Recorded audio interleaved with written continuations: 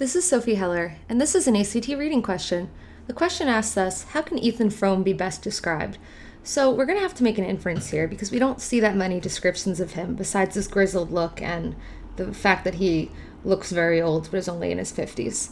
So if we look at this part, we see that the narrator often sees him going to the post office, and it says that he used to drive from his farm every day at about the same time, and he came very punctually, but he only received this one periodical, and occasionally he gets other letters, but he also just does the same thing with them. He would pocket them without a glance, and he's very used to them because of the same number and variety, and then he would turn away. So this is a routine that he follows every day. So let's look at our choices considering this.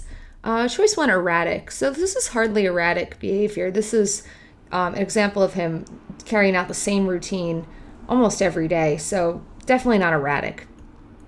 Choice 2, predictable. He's more predictable in the sense that the narrator, from observing him, knows his exact post office routine. He knows the time that he comes. He knows what he receives.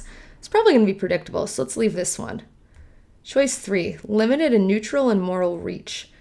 So this doesn't necessarily come across because we see that there's something bleak about him. He's grizzled, and then we see that he's very regular with his mail.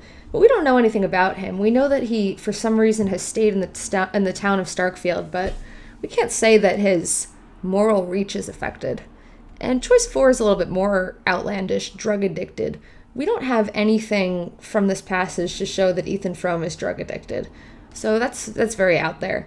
So predictable is going to be our answer.